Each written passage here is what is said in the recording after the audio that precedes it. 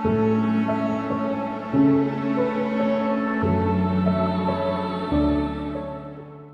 everybody and God bless. So I was reading last night in Matthew chapter 19, and I was reading about Jesus and the rich man. So what happened was there was this rich man, and he came to Jesus and he was like, what do I have to do to be saved? Verse 17, he said unto him, why callest thou me good? So it's Jesus talking to the rich man. There is none good but one, that is God.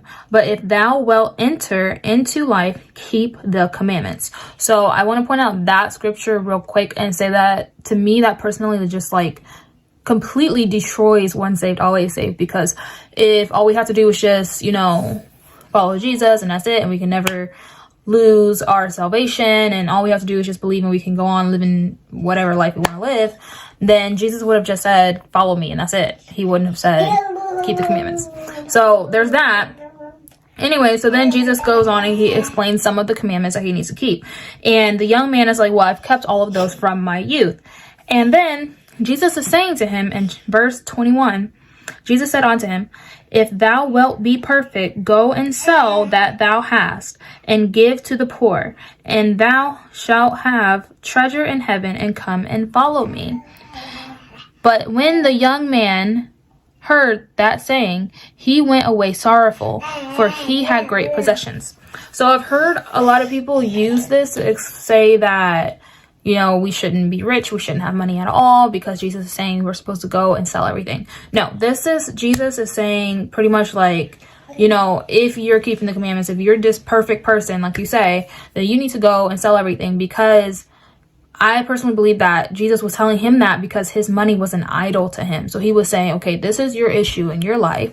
Go and deal with it. Like, go and give it away. If it's not an idol to you, if it's not a problem with you holding these objects in your life, then get rid of it. So it's the same thing, like, for instance, if I guess like dating was somebody's idol, I feel like if that person came to Jesus in this moment, Jesus would have just said, hey, well then be single for the rest of your life, So I think that's how I read that scripture. I believe that was an idol to him, and that's why Jesus was saying go and sell everything. And then if you continue to read, Jesus is telling the disciples that in verse 23, verily I say unto you, that a rich man shall hardly enter into the kingdom of heaven. And again I say unto you, it is easier for a camel to go through the eye of a needle than for a rich man to enter into the kingdom of heaven. When the disciples heard it, they were exceedingly amazed, saying, who then can be saved? But Jesus beheld them and said unto them, with men this is impossible, but with God all things are possible. So I just want to point that out. Like, if you're like a rich person, you got a lot of money, and God is not leading you to like lose all of your money. He's just leading you to pay your tithes or help the poor here and there, but he's not leading you to completely be poor. And you've got so-called saints in your head telling you like, oh, you're going to hell because you've got all this money and things like that. This right here is saying that it is not impossible for you to go to heaven, okay? God makes all things possible. He is the God of the impossible, okay?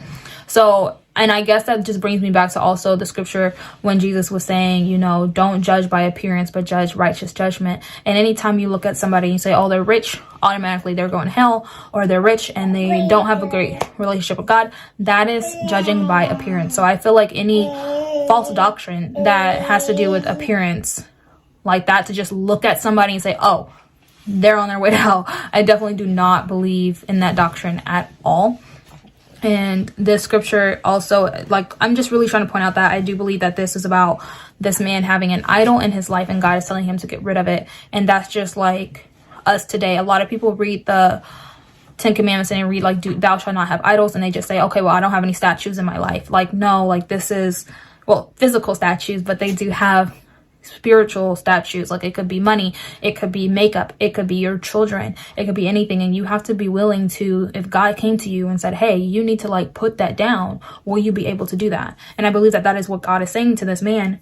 And like I read in verse 22, he went away sorrowful. So I'm not gonna judge this man and say that he went to hell, he died, and he never got rid of it. I don't know. I just know at that very moment in time, right then and there, he was sorrowful, he was sad about it. So I don't know if he like was sad about it, walked away for a second, and then thought about it and was like, you know what, this is an idol, I need to get rid of it. Because I mean, think about it, I don't, like, barely any of us have been able to, like, if God came to you and told you to get rid of something that was very hard for you, some people, it's going to be hard for some people. So